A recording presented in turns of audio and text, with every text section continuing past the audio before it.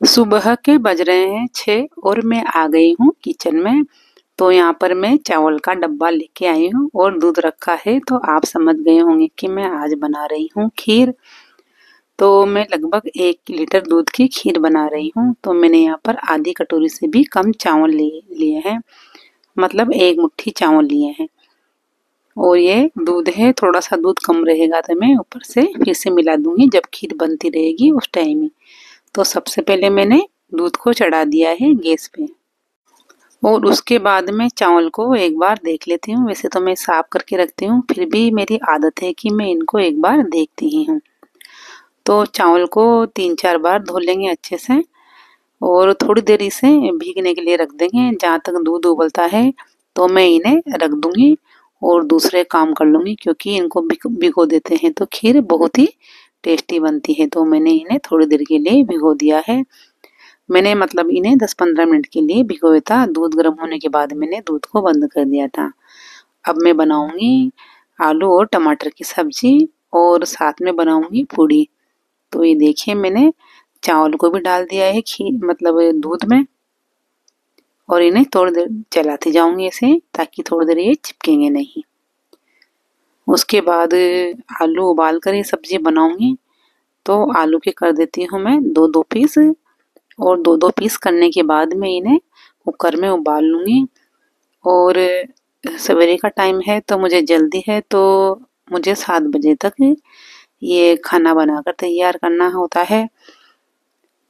तो इसलिए मैं अब कुकर को चढ़ा देती हूँ। जहाँ तक कुकर में सीटी आती है वहाँ तक मैं दूसरे काम कर लेती हूँ। तो सब्जी छोकने की तैयारी कर लेती हूँ। तो मैंने मिर्ची को कट कर लिया है और टमाटर को भी मैं कट कर लूँगी। 1 टमाटर डालूँगी और 2-3 हरी मिर्ची डालूँगी सब्जी में। और आलू टमाटर की सब्जी में तो मैं लहसुन प्याज कभी भी नहीं डालती, क्योंकि मुझे आलू टमाटर, गोभी हुई, जो रस वाली सब्जी होती है पूड़ी के साथ, उसमें मुझे लहसुन और प्याज बिल्कुल भी पसंद नहीं है और घर में ना ही किसी को पसंद आते हैं। तो मैं ये सब्जी बहुत ही सिंपल बनाऊंगी। और मैंने आटा निकाल लिया है पूड़ी लगाने के लिए, पूड़ी बनाने के लिए। तो मैंने नमक डाल दिया है और ये आटा मल्टीग्रेन है, तो मैं इसे पहले ही लगा के रख दूंगी ताकि ये अच्छे से सेट हो जाएगा, ताकि इसकी पूड़ियाँ थोड़ी सॉफ्ट बनेगी। तो आटे को मैं रख देती हूँ ढक के एक तरफ और एक बार देख लेते हैं खीर को। खीर का ये फ्लेम मैंने कम कर रखा है और थोड़ी थोड़ी देर में मैं खीर को चलाती रहती हूँ। और मैं आलू को चेक कर रही हूँ कि आलू उबले या नहीं उबले। लेकिन मैंने देखा तो आलू थोड़े से कच्चे थे, तो मैंने फिर से आलू को चढ़ा दिया है। अब मैं खीर में डालने के लिए ड्राई फ्रूट लेके आ गई हूँ।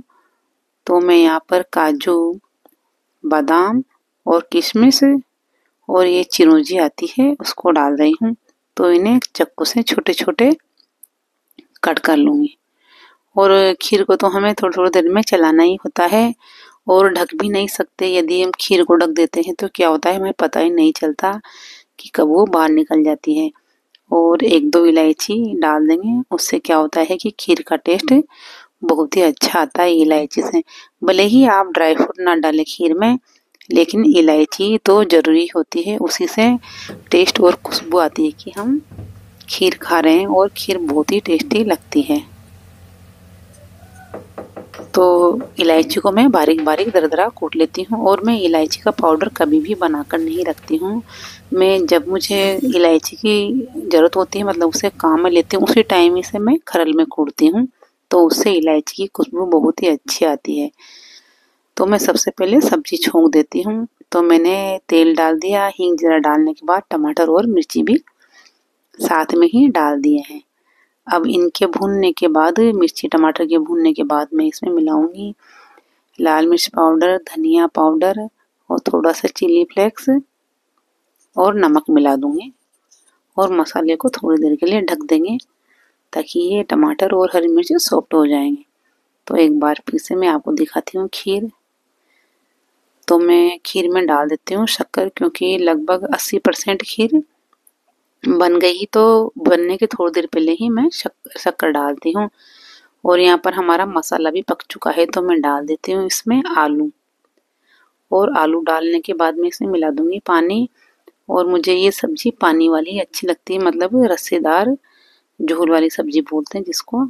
अब खीर भी बन गई है तो इसमें डाल देती हूँ ड्राई फ्रूट और थोड़ी देर ही इसे पकाएंगे। ड्राई फ्रूट डालने के बाद ज़्यादा देर इसे गैस पर नहीं रखेंगे। तो खीर बन गई है तो मैं खीर को भी ढक देती हूँ। अब बारी है पूड़ी निकालने की। तो मैं रिफाइंड में निकालती हूँ, लेकिन ऑलिव ऑयल में निकालती हूँ क्योंकि सरसों के तेल की पूड़ी अच्छी नहीं लगती है। और ये देखिए आलू टमाटर की सब्जी भी बनकर तैयार हो गई है हमारी। अब आटा सेट हो गया है, लेकिन इसे थोड़ी देर चिकना कर लेंगे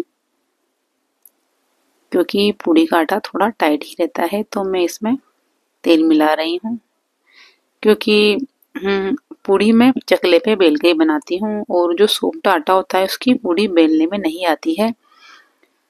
तो इसलिए थोड़ा मैं आटा टाइट ही लगा लेती हूँ, लेकिन इसे बाद में अच्छे से सॉफ्ट कर लेती हूँ। तो देखिए मैंने यहाँ पर पूड़ी निकालना शुरू कर दिया है। और ये जो रोटी पूड़ी या बाटी जो भी मैं बनाती हूँ तो सभी चीज़ों का रंग मेरे बहुत डार्क आता है, मतलब दिखने में इतने सुंदर नहीं दिखते हैं। वो इसका कारण है कि मैं मल्टीग्रेन आटे की मिलाती हूँ। इसमें सभी चीज़ें मिलती है, मूंग, बाजरा और चने वगैरह। तो इसका बहुत फर्क पड़ता है, तो ये चीज़ें डार्क हो जाती है और थोड़ी सॉफ्ट भी कम बनती है, मतलब गोल गोल पूड़ी बनने में नहीं आई है। तो लेकिन ये टेस्ट बहुत ही अच्छी लगती है, टेस्ट बहुत ही ज़बरदस्त आता है, खाने में बहुत ही अच्छी लगती है। तो देखिए पूड़ी का कलर देखिए आप, थोड़ा डार्क आया है। और ये मैंने बेल के रख रखी उनको भी दिखाती हूँ क्योंकि थोड़ी डार्क डार्क कलर की होती है, लेकिन हमारे स्वास्थ्य के लिए बहुत ही अच्छी होती है। क्योंकि जो चीज़ दिखने में इतनी अच्छी नहीं होती, हमें स्वाद को नहीं देख के हमें स्वास्थ्य का भी ध्यान रखना चाहिए। तो देखिए हमारी पूड़ी बन गई है ये। अब मैं एक एक पूड़ी तल रही हूँ। सारी पूड़ी मैंने बेल के रख रखी थी, तो मैं अब पूड़ी तल लेती हूँ। और मेरा टाइम भी होने वाला है, लगभग यहाँ 6:45 का टाइम हो गया है। तो जल्दी से मैं आपको दिखा देती हूँ। पूड़ी भी बन गई मेरी, तो पूड़ी बन के तैयार हो गई है और खीर भी बन गई है। तो देखिए ये खीर बहुत ही टेस्टी खीर बनकर तैयार हो गई है। तो कैसी लगी आपको मेरी रेसिपी पसंद आए तो चैनल को सब्सक्राइब करना, लाइक करना और शेयर करना। मिलते हैं नेक्स्ट वीडियो में।